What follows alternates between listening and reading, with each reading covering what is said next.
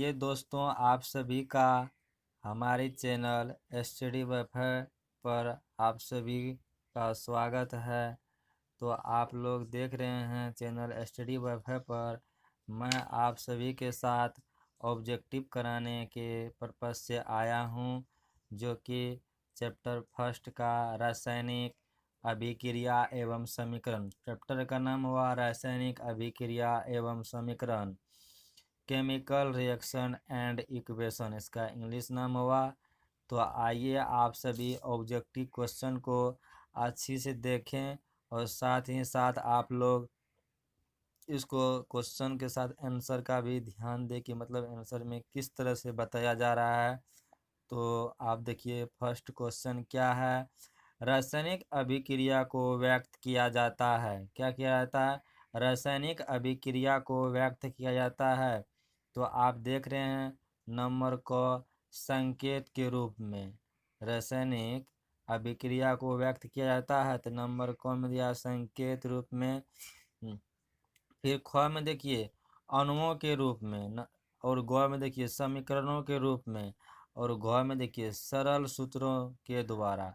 तो आप जान ही रहे हैं कि रासायनिक अभिक्रिया को किस रूप में व्यक्त किया जाता है। तो रासायनिक अभिक्रिया को आप लोग बनाते जाएं, अपना आंसर खुद ब खुद लिखें, जिसे देखें आपका कितना तैयारी है। तो मैं क्वेश्चन पढ़ दिया हूँ, आप लोग बनाएं। मैं समझ चुका हूँ कि आप लोग जो है अपने आप से समझ लिए हैं कि इसका क्या आंसर होगा। तो इसका आंसर होगा नंबर ग। क्या होगा? ग, समीकरणों के रूप में। किस रूप में? समीकरणों के रूप में। अब आइए प्रश्न संख्या दूसरा पे आते हैं। दूसरा में है समीकरण के बाएं एवं दाएं दोनों और प्रत्येक प्रकार के परमाणुओं की संख्या समान है। यह समीकरण है। ये प्रश्न कर रहा है समीकरण के बाएं एवं दाएं दोनों ओर प्रत्येक प्रकार के परमाणु की संख्या समान है। यह समीकरण है। तो आप बता सकते हैं नंबर, इसमें देखिए ऑब्जेक्टिव क्वेश्चन है तो देखिए ऑप्शन दिया हुआ है। क्या दिया हुआ? असंतुलित समीकरण, संतुलित समीकरण और द्रव्यमान संरक्षण के नियम के प्रतिकूल, इसमें कोई नहीं। तो आप देखें इस क्वेश्चन को कि मतलब क्वेश्चन में क्या दिया हुआ है।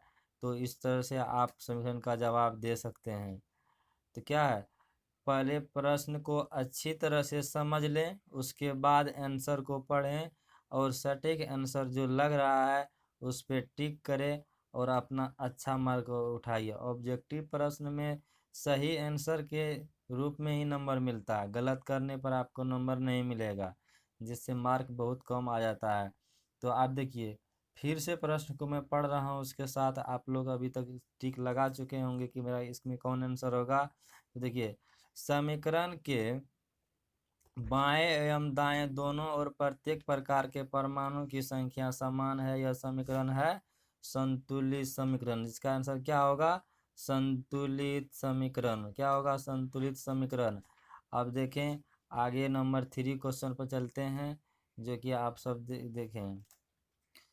तो देखिए इसमें क्या है, निम्नलिखित में कौन समीकरण असंतुलित है? क्या है? असंतुलित मतलब बैलेंस नहीं है। ठीक। नंबर क में देखिए H2 प्लस Cl2 तीर का निशान प्लस तीर का निशान देने के बाद 2HCl दिए। देखिए इसमें 2 हाइड्रोजन है और क नंबर में 2 हाइड्रोजन और 2 क्लोरीन है। तो यहाँ देख लीजिए यहाँ पर भी 2 हाइड्रोजन 2 क्लोरीन है, तो ये तो संतुलित है। नंबर ख में देखिए यहाँ पे भी देख सकते हैं, नंबर ख में भी देखिए आप, नंबर ख में देखिए ये संतुलित है, नंबर ख भी संतुलित है। इसमें पूछा जा रहा है कि कौन संतुलित नहीं है। आप देख रहे हैं कि ये संतुलित है। ये वाला देखिए 2KClO3 तीर का निशान 2KCl प्लस CO2, ये भी संतुलित है। देखिए कैसे संतुलित है, इसमें देखिए 6 ऑक्सीजन है, 6 ऑक्सीजन यहाँ दे दिया। 2K है और Cl 2 Cl है। तो देखिए सब समीकरण संतुलित है, ये दोनों संतुलित होगा आपका, ये समझ गए। ये भी देखिए ये वाला समीकरण असंतुलित है, ये वाला देख लिए आप लोग, समझ कई कैसे असंतुलित है आप देख लीजिए। Pb है O है। ठीक। तो इसमें देखिए कितना ऑक्सीजन है, 6 ऑक्सीजन है, जहाँ पर देख रहे हैं कि 2n है, लेकिन यहाँ पर 1 ही n दिखा रहा है, तो इसलिए समीकरण असंतुलित है। फिर देखिए यहाँ पे ये संतुलित है, 2H2 प्लस O2, 2H2 ये भी संतुलित है। 4 हाइड्रोजन यहाँ भी है, 4 हाइड्रोजन यहाँ है, 2 ऑक्सीजन है, 2 ऑक्सीजन है। तो इसमें कौन सा असंतुलित है? ये वाला समीकरण असंतुलित है। तो आप सभी समझ गए होंगे। आप क्वेश्चन आगे की ओर बढ़ते हैं नंबर 4 के तरफ। निम्नलिखित में कौन समीकरण संतुलित है? उसमें पूछा जा रहा है कि असंतुलित कौन है, इसमें पूछा जा रहा है कि संतुलित कौन सा है। तो आप देखिए कितना अच्छा प्रश्न है, जो कि आप लोग और प्रश्न का प्रैक्टिस करिए। ऐसा नहीं है कि यही 2-4 क्वेश्चन प्रश्न का 2-3 का करें, बहुत ज़्यादा करें और बैलेंस करने का सीखें, क्योंकि पहले तो एक समीकरण ही दिया जाता था बैलेंस करने के लिए। अब तो अब भी दिया जाएगा, मान चलिए ये दे दिया, आगे वाला नहीं देगा तो करना पड़ेगा ना। तो आप देखें ध्यान से और इस समीकरण को, क्वेश्चन को पढ़ें। क्वेश्चन क्या है? क्वेश्चन है निम्नलिखित में कौन समीकरण असंतुलित है? मैं देख रहा हूँ क में है Fe+Cl2 तीर FeCl3, ठीक है। फिर देखिए NH4 NO2 तीर N2 प्लस 2H2O। नंबर ग में Fe+O2 तीर का नीचे Fe2O3। फिर देखिए KBr+Cl2 तो निशान KCl+Br। अब बताइए इसमें कौन सा समीकरण संतुलित है? क्या है? कौन सा समीकरण संतुलित है? तो आप देख रहे हैं, तो बताइए कौन सा है। तो आप लोग बता दिए होंगे, मैं उम्मीद करता हूँ। इसका संतुलित देखिए, इसमें संतुलित पूछ रहा है। देखिए इसमें तीन गो क्लोरीन नहीं है, तो 3 क्लोरीन कहाँ से होगा? ये भी गलत होगा। फिर देखिए ये वाला देखिए, इसमें क्या है? NH4। इसमें देखिए 4 ऑक्सीजन है, जिसमें फोर हाइड्रोजन है, जिसमें 4 हाइड्रोजन यहाँ पे है। 2 ऑक्सीजन यहाँ है। कैसे? NH4NO2। देखिए इसमें देखिए एगो नाइट्रोजन यहाँ, एगो नाइट्रोजन है, तो 2 नाइट्रोजन होगा। प्लस देखिए 4 हाइड्रोजन, तो 4 हाइड्रोजन होगा। और फिर देखिए 2 ऑक्सीजन है, तो 2 ऑक्सीजन होगा। तो ये समीकरण आपका संतुलित है। फिर आगे की क्वेश्चन को देखते हैं। नंबर 5 में कह रहा है कैल्शियम कार्बोनेट को गर्म करने पर कैल्शियम ऑक्साइड एवं कार्बन डाइऑक्साइड बनते हैं। यह किस प्रकार की समीकरण, किस प्रकार की रासायनिक अभिक्रिया है? क्या कहता है? बताइए यह किस प्रकार की रासायनिक अभिक्रिया है? तो आप लोग जानते होंगे, तो आप लोग आंसर दें, अपने लिखिए कि आपका क्या कितना क्वेश्चन सही हो रहा है। तो मैं समझ रहा हूँ कि आप लोग समझ ही गए होंगे। कैल्शियम कार्बोनेट को गर्म करने पर कैल्शियम ऑक्साइड, क्या कैल्शियम ऑक्साइड एवं कार्बन डाइऑक्साइड बनते हैं। अगर कैल्शियम कार्बोनेट को गर्म किया जाता है तो क्या होता है? कैल्शियम कार्बोनेट को गर्म करने पर क्या बनता है? कैल्शियम कार्बोनेट को अगर गर्म कर रहे हैं, करने पर कैल्शियम ऑक्साइड एवं कार्बन डाइऑक्साइड बनते हैं। यह किस प्रकार की रासायनिक अभिक्रिया है? तो आप बताएं। नंबर क में विस्थापन, उभय विस्थापन, फिर ग में दिया हुआ है उदासीनीकरण, फिर ग में दिया हुआ अपघटन, घ होगा यहाँ पे। तो आप बताइए कौन सा होगा? यहाँ पे घ होगा। तो इसमें आंसर भी इसका क्या होगा? नंबर 5 क्वेश्चन का आंसर क्या होगा? बताइए आप लोग। नंबर 5 है, इसका आंसर क्या होगा? इसका आंसर घ होगा। क्या होगा? इसका आंसर घ होगा। क्या होगा? घ होगा। तो आप लोग देखें, ये घ है, इसका आंसर ये होगा। तो विघटन हुआ ना, टूट के अलग बना, गर्म करने के बाद टूटा तो अलग बना, तो इसका आंसर घ हुआ। अब देखिए आप लोग आगे दूसरा क्वेश्चन।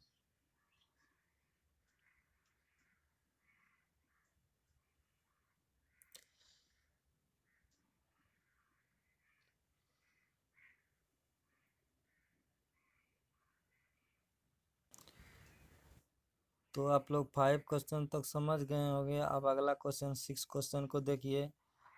क्लोरोफिल और सूर्य की प्रकाश सूर्य पर क्लोरोफिल और सूर्य प्रकाश की उपस्थिति में पौधे वायु से कार्बन डाइऑक्साइड एवं पृथ्वी से जल ग्रहण करके अपना भोजन तैयार करता है। यह अभिक्रिया किस प्रकार का है? आपका क्वेश्चन नंबर 6 है। क्लोरोफिल और सूर्य प्रकाश की उपस्थिति में पौधे वायु से कार्बन डाइऑक्साइड लेता है एवं पृथ्वी से जल ग्रहण करके अपना भोजन तैयार करता है। यह किस प्रकार की अभिक्रिया है? नंबर क संयोजन, नंबर ख प्रकाश रासायनिक, नंबर ग विस्थापन, नंबर घ अवक्षेपण। तो आप बताइए किस प्रकार का रासायनिक अभिक्रिया है? तो आप लोग बताइए।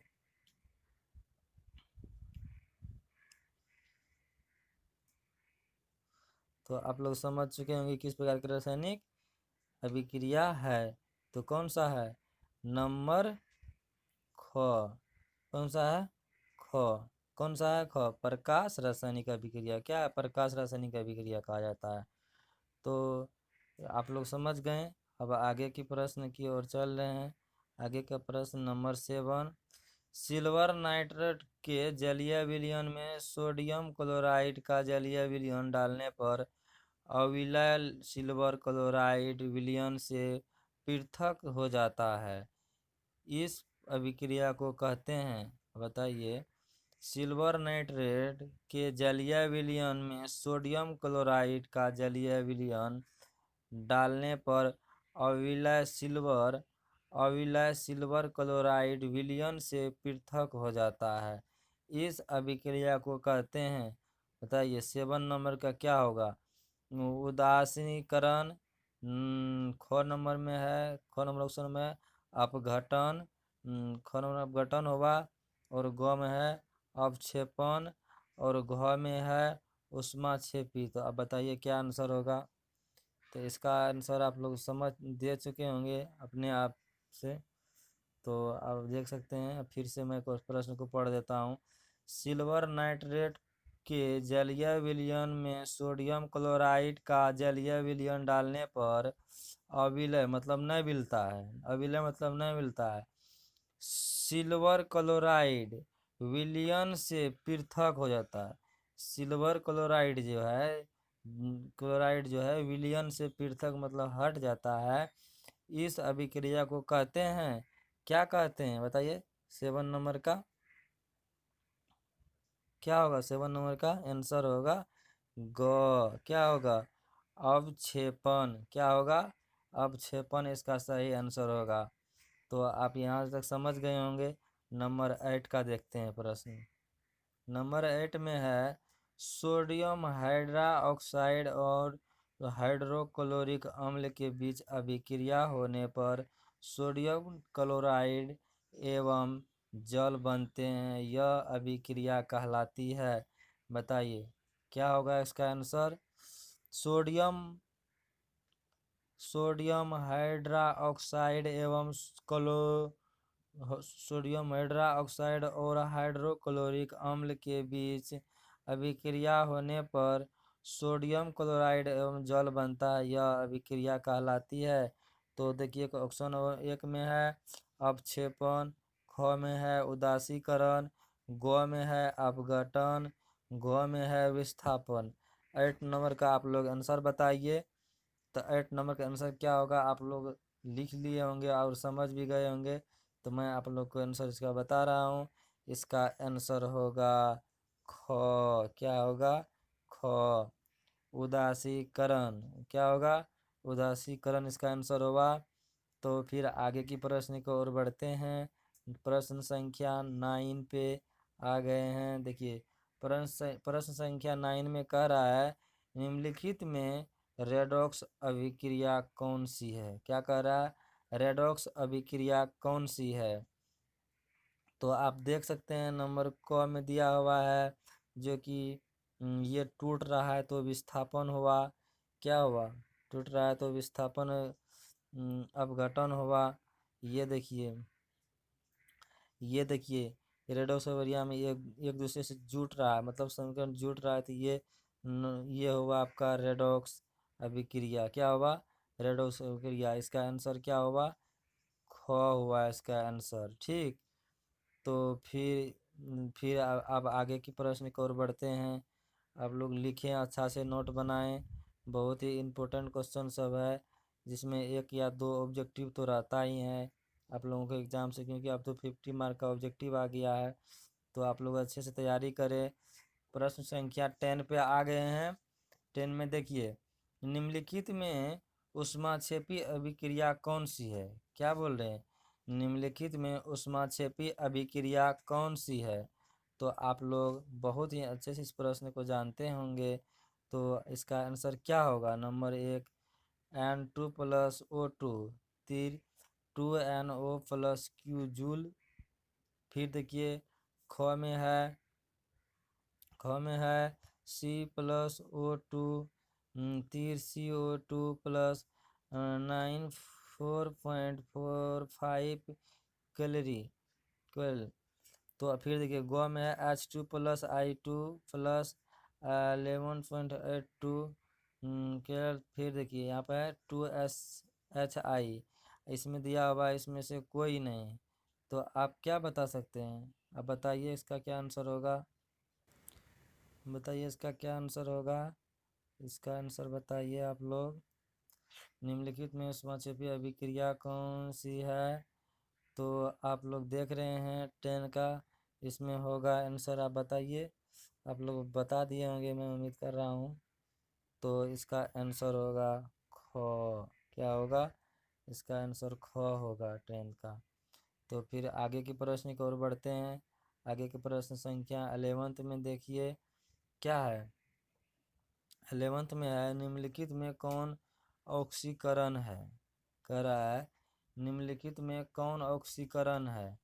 तो आप देख रहे हैं निम्नलिखित में कौन ऑक्सीकरण है।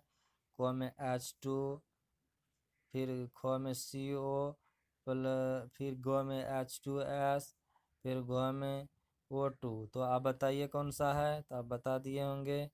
तो ऑक्सीकरण कौन सा है? ये तो नहीं है, ये भी नहीं है,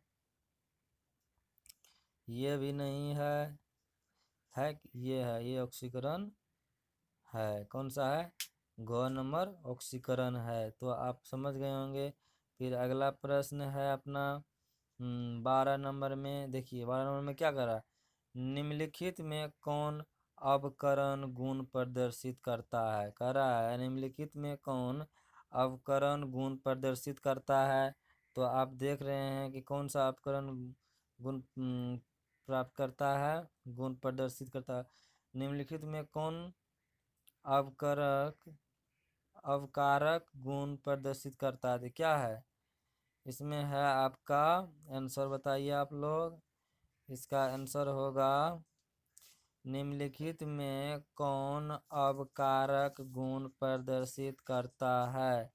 तो आप सभी अच्छे से क्वेश्चन को पढ़ें और इसका आंसर दें। तो इसका आंसर होगा नंबर ग। क्या होगा?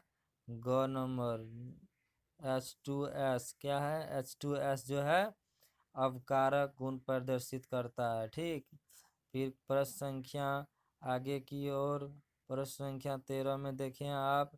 प्रश्न संख्या 13 में है, समीकरण 2Cu+O2 तीर 2CuO किस प्रकार की अभिक्रिया है? कह रहा है, देखिए ये समीकरण को बोल रहा है किस प्रकार की अभिक्रिया है प्रश्न संख्या 13 में। तो आप देख रहे हैं, तो नंबर क में दिया हुआ अपघटन, ऑक्सीकरण और उदासीकरण और अपक्षेपण। तो आप लोग सब सब्जेक्टिव में पढ़े ही हैं, बताइए कौन सा है। तो इसमें हो जाएगा आपका ऑक्सीकरण। कौन सा होगा? ऑक्सीकरण। तो आप समझ गए। फिर प्रश्न संख्या 14 में देखें। 14 में क्या करा, शरीर में भोजन पचना किस प्रकार की अभिक्रिया है? शरीर में भोजन पचना किस प्रकार की अभिक्रिया है? आप बताइए। अवकरण, ऑक्सीकरण, या उदासीकरण, या विद्युत अपघटन। बताइए कौन सा है, बताइए बताइए।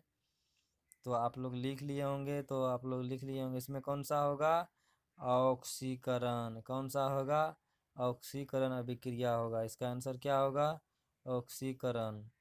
शरीर में भोजन पचने का पाचन किस प्रकार की अभिक्रिया है? ऑक्सीकरण। कौन सा है? ऑक्सीकरण। फिर आप आगे क्वेश्चन पर चलते हैं। ये क्वेश्चन को आप लोग लिख कर समझ के बना लिए होंगे। फिर आप देखिए, निम्नलिखित में कौन सा पदार्थ बिना ज्वाला के जलता है? ये क्वेश्चन आप सभी जानते होंगे। आप सभी इसका आंसर दें। मैं बता रहा हूँ, आप सभी जानते होंगे एक प्रश्न का। निम्नलिखित में कौन सा पदार्थ बिना ज्वाला के जलता है? बताइए कौन सा पदार्थ है जो ज्वाला नहीं करता है और जलता है? तो आप लोग समझ ही रहे होंगे। तो मैं उम्मीद करता हूँ आप लोग बताएं। तो बता दिए होंगे कमेंट में आप लोग। मैं और आप लिख लिए होंगे। तो इसमें क्या है? कोयला देखे होंगे। कोयला जो है नहीं जलता है, उसका सिर्फ जो है तौ निकलता है। वो खुद ही लाल रहता है, उसका तौ निकलता है। इसलिए मोमबत्ती आप देखे होंगे, उसका लौ होता है। किरोसन जलने पर लौ होता है। मीथेन देखते हैं, गैस वगैरह जो सोल्डिंग वेल्डिंग वगैरह करता है, इसमें देखते हैं लौ होता है। लेकिन इसमें जो है कोयला जो है, कोयला में लौ नहीं होता है। तो आप इस तरह की बात को समझ गए हैं। ये सारे क्वेश्चन जो है आपका फर्स्ट चैप्टर का है, रासायनिक अभिक्रिया एवं समीकरण का। तो मैं उम्मीद करता हूँ आप सभी समझ गए होंगे। और समझ के इसका आप लोग बना करके इसका पीडीएफ मैं वीडियो के डिस्क्रिप्शन में लिंक आप टेलीग्राम से जाकर लोड कर सकते हैं। तो आप लोग लोड कर लें और अच्छा से अपना तैयारी को बरकरार रखें, जिससे आप लोग अच्छे भविष्य का कामना करेंगे। आप लोग अच्छे से तैयारी करें, सभी प्रश्न को अच्छे से एकदम आंसर दें और आगे बढ़ें। तो आप सभी को बहुत बहुत धन्यवाद। इस चैनल के माध्यम से जुड़े और ज्ञान अर्जित किए। तो आप लोग इस तरह से पढ़ते रहें और आगे बढ़ें। Thank you.